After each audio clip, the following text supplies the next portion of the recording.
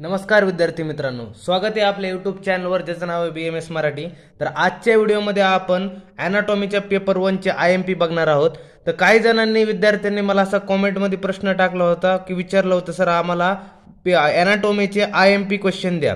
आता व्हिडिओ सुरू होण्यापूर्वी मी तुम्हाला अगोदरच सांगतो की हे IMP क्वेश्चन तुम्हाला पेपरला जाण्यापूर्वी अगोदर हे प्रिपेअर करून जायचे, जेणेकरून तुम्हाला जर काही प्रिव्हियस इयर काही क्वेश्चन पडले किंवा ह्यातले IMP मधले बरेचसे क्वेश्चन तुम्हाला जसेच तसे पेपरमध्ये दिसतील, परंतु विद्यार्थ्यांना असं करायचं नाही, फक्त IMP क्वेश्चन करूनच पेपरला जायचंय। ते म्हणतील की सर फक्त IMP क्वेश्चन करूनच मी पेपर द्यायला जातो आणि पास होतो, असं काही होत नसतंय।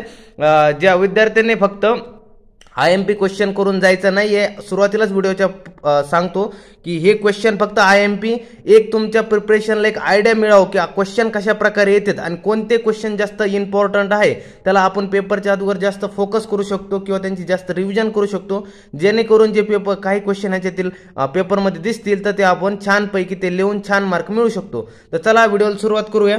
आता पहिलं काय आपला टॉपिक एम्ब्रोलॉजी। आता एम्ब्रोलॉजी या टॉपिक मध्ये आपल्याला काय काय IMP आहे ते बघून घ्यायचं। एम्ब्रोलॉजी मध्ये तुम्हाला फिटल सर्क्युलेशन हे एलिक्यूचा टॉपिक आहे, हा खूप IMP आहे, तुम्हाला मस्ट करूनच जाणं आहे। तर लास्ट जे 2023 ला जी एक्झाम झाली होती आपली, त्या एक्झाम मध्ये असा एक क्वेश्चन आला होता की फिटल सर्क्युलेशनची डायग्राम काढा म्हणून SAQ ला हा क्वेश्चन होता। तर हा क्वेश्चन SAQ ला डायग्राम विचारला जाऊ शकतो आणि LAQ ला पूर्ण फिटल सर्क्युलेशन लिहा म्हणून येऊ शकतो। तर त्यानंतर आणखी काय सांगितलंय, अंबिलिकल कॉर्ड फॉर्मेशन हा SAQ चा आहे, हे बी तुम्हाला मस्ट करून जाणं आहे। त्यानंतर काय लॉ ऑफ हेरिडिटी, याच्यावर लास्ट प्रिव्हियस इयर मध्ये क्वेश्चन पडलेला लॉ ऑफ हेरिडिटी SAQ ला। त्यानंतर प्लासेंटा फॉर्मेशन हे SAQ चा टॉपिक आहे, IMP मस्ट त्या स्टार केले त्याच्या पुढे। त्यानंतर स्पर्म ओवम आणि फर्टिलायझेशन हे पण खूप IMP टॉपिक आहे, हे तुम्हाला एम्ब्रोलॉजी मध्ये करून जायचे पेपरच्या आधी। त्यामुळे तुम्हाला असा पण टॉपिक येऊ शकतो, कधी LAQ विचारला जाऊ शकतो की स्पर्म ओवम यांचे डायग्राम त्यांना लिहून स्पष्टीकरण करून आणि फर्टिलायझेशन हे सुद्धा लिहा, किंवा आयुर्वेदिक मध्ये फर्टिलायझेशन जे गर्भोत्पत्ती ते लिहून मॉडर्न नुसार फर्टिलायझेशन लिहा, असा बी क्वेश्चन येऊ शकतो। त्यानंतर पुढे काय ऑस्टिओलॉजी मध्ये काय क्वेश्चन काय येऊ शकतो की व्याख्या व प्रकार लिहा, म्हणजे आपल्या ऑस्टिओलॉजी जे अस्थि शरीर आहे आपलं, पुढे आपण पाहणारच आहे अस्थि शरीर जे आपलं, त्यामध्ये व्याख्या व प्रकार लिहू असा आपल्याला एक SAQ पाहायला मिळू शकतो। त्यानंतर पुढे काय सांगितलंय की अस्थि प्रकार सांगून एखादा जॉईंट लिहा, म्हणजे आपलं बरंचसं येतं की आपल्याला जो बोन लिहायचा असतो त्यामध्ये आपल्याला अगोदर आयुर्वेदिक लिहायचं असतं नंतर मग मॉडर्न लिहायचं असतं। त्याच प्रकारे असा क्वेश्चन येतो की एखादा जो बोन आहे तो आयुर्वेदिक मध्ये सांगून पूर्ण आपला मॉडर्न मध्ये सांगा। तर काही वेळेमध्ये असं येतो डायरेक्ट की आपल्याला पूर्ण ह्युमरस बोन्स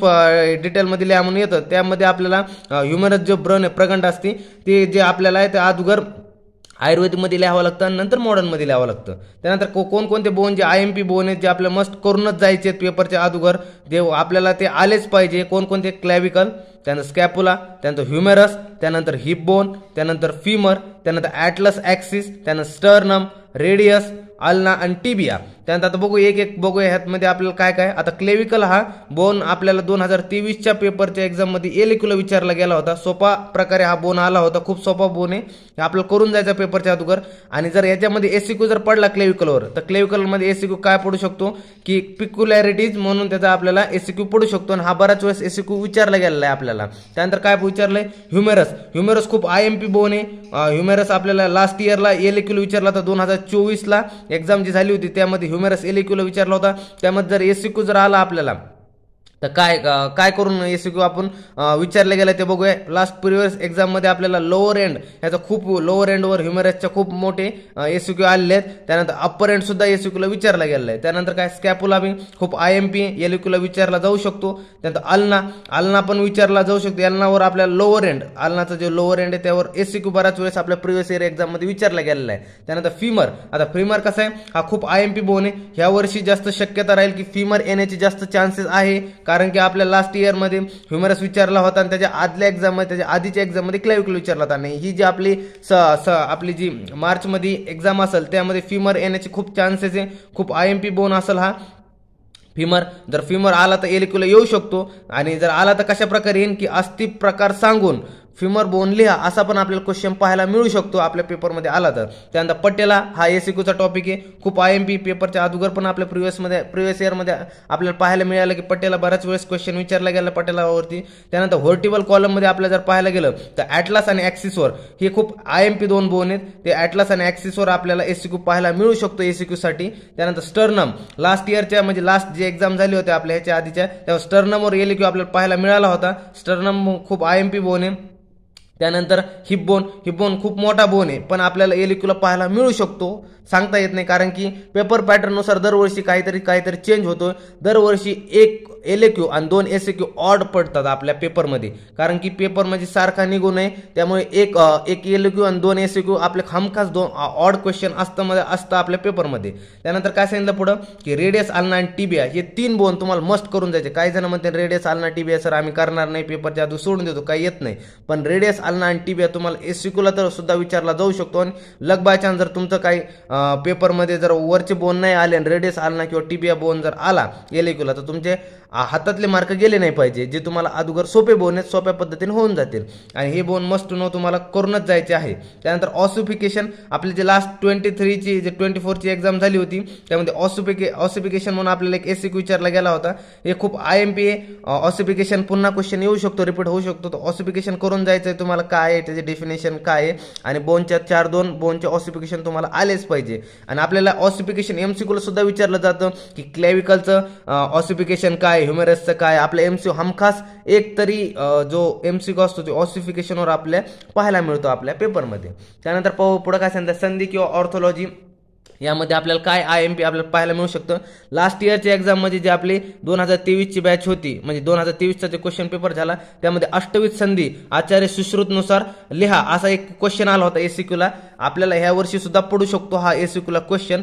जर नाही आला तर आणखी दुसऱ्या काही प्रकारामध्ये आपल्याला जॉईंट एलक्यूला असणारे तर जॉईंट कोणकोणते असते ते बघून घेऊया. त्याआधी काय सांगितलंय की संधीमध्ये आपल्याला व्याख्या, त्याचे संधीचे प्रकार हे लिहा म्हणून असं एसक्यू येऊ शकतो, तो सुद्धा करून जायचं गरजेचं आपलं. त्यानंतर काय सांगितलं व्याख्या प्रकार सांगून एखादा जॉईंट लिहा. म्हणजे आपण काय करतो की आपल्याला एखादा जॉईंट जर सुरुवात करायची असली आपल्याला असा क्वेश्चन येतो की write down the knee joint किंवा डिटेल इन नी जॉईंट लिहा म्हणून येतो. त्यामध्ये आपल्याला अगोदर काय लिहावं लागतं की अगोदर संधीची व्याख्या लिहायला लागते किंवा मग ती संधी कोणती आहे आपले आयुर्वेद मध्ये लिहावं लागतं की जसं नी जॉईंट आहे तो आयुर्वेदमध्ये कसा येतो, कोणती संधीमध्ये येतो आणि ते सांगून मग आपल्याला मॉडर्न वेने नी जॉईंट वगैरे किंवा दुसरा कोणता बोन असेल किंवा जॉईंट असेल सॉरी तो सुरू करावा लागतो. त्याच प्रकारे काय सांगितलं खाली की असंच व्याख्या प्रकार सांगून जॉईंट लिहा म्हणून आपला असा एलक्यू येऊ शकतो. त्यानंतर नाही तर आपल्याला असा एखादा जॉईंट जरी आला तरी संधीची व्याख्या सांगून संधीचा प्रकार सांगून कोणती संधी आहे काय नाही त्यानंतरच मॉडर्न लिहायचं आहे आपल्याला. कारण की आपल्या आयुर्वेदिकला मार्क असतात आणि मॉडर्नला सुद्धा मार्क असतात आपल्या पेपरमध्ये.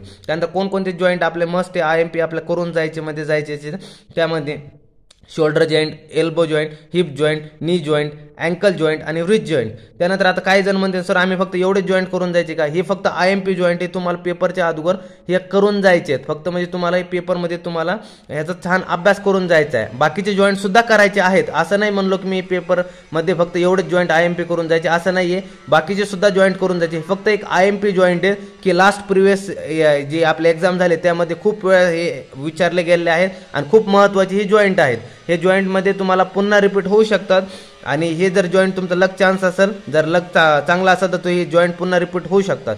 पण हे जॉईंट सोडता दुसरे सुद्धा जॉईंट तुम्हाला वाचून जायचे आहेत.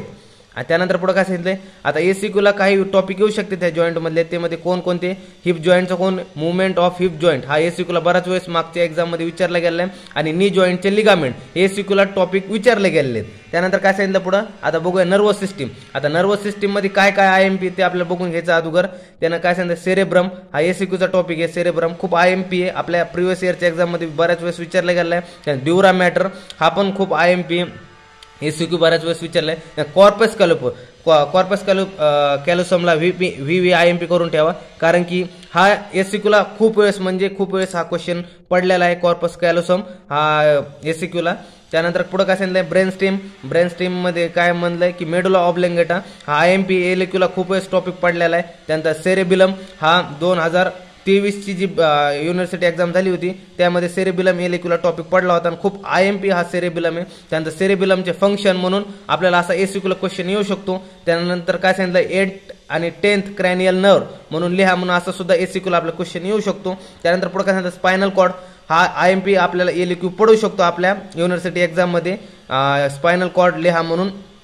त्यानंतर आपल्याला जे लास्ट एक्झाम झाली 2024ची एक्झाम झाली होती त्यामध्ये एक ऑड क्वेश्चन पडला होता ब्रॅकियल फ्लेक्सिस. नर्वस सिस्टीम मध्ये सर्वांनी सेरेब्रम स्पायनल कॉर्ड पॉन्स वगैरे मेडोला ऑब्लिगेटा करून गेले पण आपल्याला एक ऑड क्वेश्चन पाहायला मिळतो म्हणजे एक एलिक्युलर आणि 2 एसिक्युलर आपल्याला एक म्हणजे ऑड क्वेश्चन पाहायला मिळतं. तसंच मागच्या इयरच्या एक्झामला ब्रॅकियल फ्लेक्सिस हा एक ऑड क्वेश्चन पडला होता आगळा वेगळाच क्वेश्चन पडला होता जो कोणी जास्त विद्यार्थ्यांनी केला नव्हता ज्याचा अभ्यास केला नव्हता. कारण की अगोदर सांगून ठेवतो की IMP क्वेश्चन हे फक्त आपले एक बूस्ट अभ्यास एक सुधारावं यासाठी IMP क्वेश्चन असतात. IMP क्वेश्चन म्हणजे एक पेपर पास होण्यासाठी नसतात की काही जण विद्यार्थी म्हणतात सर फक्त आम्ही IMPच करून जातो पेपरला आणि पास होतो असं काही नसतंय. की IMP तुम्हाला एक फक्त असतं की क्वेश्चन कोणत्या वेने विचारले जाऊ शकतात किंवा काय वेटेज ह्या टॉपिकवर आहे कशा पद्धतीने टॉपिकवर वेटेज आहे आणि हे क्वेश्चन आपल्याला मस्ट करून जायचे आहेत कारण की सोडायचे नाही. आणि दुसरे जे टॉपिक असेल रिमेनिंग ते टॉपिक आपल्याला आले पाहिजे ते आपल्या डोळ्या खोलून गेलेले पाहिजे. हे टॉपिक तुम्हाला मस्ट आले म्हणजे आले पाहिजे कारण की प्रिव्हियस इयरमध्ये बऱ्याच वेळेस विचारले गेले ह्यासाठी हे IMP असतात. त्यानंतर आता पुढे बघूया काय सांगितलं की CSF सेरेब्रो स्पायनल फ्लुइड म्हणून आपल्याला एसिक्युला खूप वेळेस IMP हा विचारलेला एसिक्यू गेलेला आहे आपल्याला एक्झाम मध्ये विचारला जाऊ शकतो. त्यानंतर पॉन्स म्हणून नाही का आपल्या IMP हा क्वेश्चन आपल्या बऱ्याच वेळेस विचारला गेला आहे. IMP खूप IMP पॉन्स. त्यानंतर काय म्हटलं न्यूरॉनवर आपला क्वेश्चन विचारला शकतो की न्यूरॉनचं स्ट्रक्चर सांगा न्यूरॉनचे काय आपल्याला पूर्ण माहिती लिहा म्हणून असा क्वेश्चन विचारला जाऊ शकतो आपल्याला. तर न्यूरॉन पण खूप IMP एसिक्यूला विचारला जाऊ शकतो. त्यानंतर रेडियल आणि आर्नर नर्व म्हणून आपल्या एसिक्यूला विचारला जाऊ शकतो. त्यानंतर पुढे काय सांगितलं एंडोक्रायनॉलॉजी मध्ये काय सांगितलं की डेफिनेशन आणि टाईप लिहा म्हणून असं एक क्वेश्चन एसिक्यूला आपल्याला याच्या अगोदरच्या प्रिव्हियस इयरच्या एक्झाम मध्ये विचारला गेला होता की एंडोक्रायनॉलॉजी डेफिनेशन लिहा आणि टाईप लिहा म्हणून एसिक्यूला असा क्वेश्चन आला होता. त्यानंतर पुढे काय सांगितलं की थायरॉइड ग्लँड म्हणून आपल्या एसिक्यूला खूप वेळेस विचारले गेलेली ग्लँड थायरॉइड ग्लँड की कंटिन्यू 2023च्या एक्झामला आणि 2024च्या एक्झामला ही थायरॉइड ग्लँड म्हणून आपल्याला विचारली गेली होती. त्यानंतर त्याच प्रकारे पुढे पॅराथायरॉइड ग्लँड ही सुद्धा IMP एसिक्यूला विचारले गेली बराचसा वेळ खूप IMP ग्लँड आहे. एंडोक्रायनॉलॉजी करताना पूर्ण आपल्याला ज्या ग्लँड द्यायला ते संपूर्ण ग्लँड करून जायचे आहेत कारण 5च ग्लँड आहे फक्त 5 ते 6 ग्लँड आहेत आणि तेवढ्याच आपल्याला अभ्यास करायचा कारण तेवढ्याच ग्लँड विचारला जाणार आहे त्या 5 ते 6 ग्लँड आहेत ते आपल्याला तेवढंच करून जायचं. त्यानंतर काय सांगितलं पुढे सुप्रारिनल ग्लँड आहेत सुप्रारिनल ग्लँड मध्ये राईट अँड लेफ्ट सुप्रारिनल ग्लँडवर काय आपल्याला एसिक्यू पाहायला मिळेल ह्याच्या अगोदर की राईट सुप्रारिनल ग्लँड लिहा आणि लेफ्ट सुप्रारिनल ग्लँड लिहा असं म्हणून एसिक्यू आपल्याला बऱ्याच एक्झाम मध्ये पाहायला मिळालं प्रिव्हियस इयरच्या. तसंच सुप्रारिनलचं ग्लँडचं स्ट्रक्चर लिहा म्हणून हा सुद्धा एसिक्यू आलेला आहे मागचा हा IMP आहे. त्यानंतर कोण सांगितलंय पिनियल ग्लँड म्हणून लिहा म्हणून आपल्याला असा पण क्वेश्चन आले ते एसिक्यू मध्ये. त्यानंतर पिट्युटरी ग्लँड खूप IMP ग्लँड ही हायपोफायसिस सेरेब्री म्हणून हा ग्लँड आहे ही आपल्याला मागील काही एक्झाम मध्ये एलिक्यूला सुद्धा विचारली गेली आणि एसिक्यूला सुद्धा विचारली गेली ही ग्लँड IMP ग्लँड आहे मस्त तुम्हाला करून जायची आहे मस्त करून जायची. त्यानंतर पुढे काय सांगितलंय लिम्फॅटिक सिस्टीम. आता लिम्फॅटिक सिस्टीम मध्ये काय सांगितलंय की आपल्याला IMP एलिक्यूस टॉपिक आहे स्प्लिन खूप IMP टॉपिक स्प्लिन करून जायचं लिम्फॅटिक सिस्टीम मध्ये आपल्याला. त्यानंतर हा एलिक्यूस टॉपिक आहे. त्यानंतर काय सांगितलंय थॉरेसिक डक्ट एसिक्यूला खूप IMP थॉरेसिक डक्ट लास्ट इयरला नाही पण या इयरला येण्याचे खूप चान्सेस आहेत थॉरेसिक डक्टचे. त्यानंतर राईट लिम्फॅटिक डक्ट म्हणून बी हे खूप एसिक्यूस टॉपिक आहे छान टॉपिक आहे विचारला जाऊ शकतो. त्यानंतर लिम्फ नोड म्हणून सुद्धा बी विचारला जाऊ शकतो एसिक्यू टॉपिक. त्यानंतर मायोलॉजी आता आपल्या एक्झाम मध्ये आपल्याला एक मसल फिक्स असते की मायोलॉजीला की एक फिक्स असते एक मसल कोणती विचारला जाऊ शकते. जर मागच्या 2023ची जी एक्झाम झाली होती त्यामध्ये डायफ्राम मसल आली होती आणि जी 24ची एक्झाम झाली होती त्यामध्ये रेक्टस ॲब्डोमिनस मसल आली होती.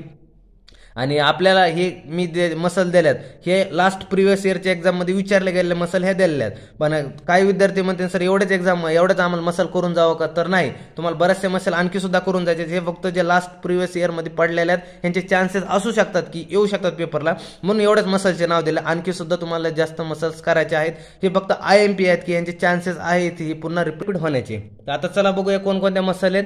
पहिले दिले ट्रॅपेजियस दुसरी डेल्टोइड तिसरी लॅटिसमस डॉर्सी सार्टोरियस बायसेप ट्रायसेप्स त्यानंतर पेक्टोरिस मेजर आणि मायनर त्यानंतर ब्रॅकेलिस त्यानंतर रेक्टस ॲब्डोमिनस मसल्स त्यानंतर डायफ्राम मसल. त्यानंतर आता हे झाले मॉडर्नचे आपले जे टॉपिक होते आता ते आपल्याला बघायचे आयुर्वेदिक. आता काही म्हणते विद्यार्थी की आयुर्वेदिक काय सर आयुर्वेदिक फक्त एवढंच करायचे नाही.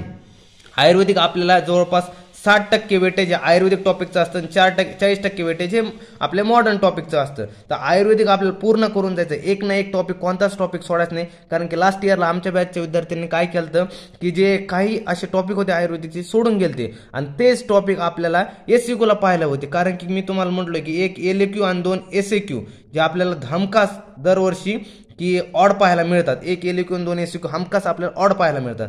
त्याच त्या ह्याच्यामध्ये आपल्याला विद्यार्थ्यांना 2 एसक्यू मध्ये असे जे सोडून गेले ते टॉपिक ते पडले होते. तर आता जे पुढील हे टॉपिक असतील हे फक्त तुम्हाला मस्ट करून जायचे आहेत. पण यासोबत जे दुसरे सुद्धा टॉपिक असतील आयुर्वेदिकचे म्हणजे यामध्ये चॅप्टरमध्ये ते तुम्हाला डोळ्या खोलून एकदा तरी घालायचे, जेणेकरून तुम्हाला पेपरमध्ये क्वेश्चन जरी पडला ऑड एखादा तर तुम्हाला ते लिहिता येईल. आता बघूया हे शरीर उपक्रमणीय शारीरमध्ये या चॅप्टरमध्ये काय आपल्याला करून जायचंय. तर लास्ट इयरच्या एक्झाममध्ये आपला क्वेश्चन पडला तर शरीर व्याख्या व पर्याय शब्द लिहा म्हणून असा क्वेश्चन आला होता. त्यानंतर पुढे काय शारीर आपल्याला हे लिहायचंय, त्याची व्याख्या आहे आपल्या पेपरमध्ये आपल्या सिलेबसमध्ये दिलेली. त्यानंतर षडंगत्वम हे सुद्धा टॉपिक आपल्याला लिहायचं आहे. त्यानंतर अंग प्रत्यंग विभाग हे सुद्धा टॉपिक करून जायचं आहे. त्यानंतर मृतदेह संशोधन खूप आयएमपी टॉपिक हा मृत शरीर संशोधन हे सोडून जायचं नाही टॉपिक. आणि कर्मपुरुष हा आपल्याला फिक्स एसक्यू ह्याच्यावर पाहायला मिळू शकतो. कर्मपुरुष खूप आयएमपी टॉपिक. त्यानंतर परिभाषा, आता परिभाषामध्ये आपल्याला जेवढे काही परिभाषा दिल्या हे मस्त तुम्हाला सगळ्या म्हणजे सगळ्या करून जायचे, एक सुद्धा सोडायचं नाही. त्यामध्ये खुर्च्या, कंडारा, जाल, अस्थिसंघात, त्यानंतर सीमंत, सेवनी, मांसरज्जू, त्यानंतर लसिका हे टॉपिक तुम्हाला मस्त करून जायचे आहेत म्हणजे करून जायचे आहेत. ही 2023च्या एक्झाम मध्ये आपल्याला अस्थिसंघात क्वेश्चन पडला होता. त्यानंतर स्नायू खूप आयएमपी आपल्याला स्नायूचा पुढे टॉपिक एलक्यू सुद्धा मध्ये सांगितलं की स्नायू सुद्धा विचारला जाऊ शकतो एलक्यूला सुद्धा.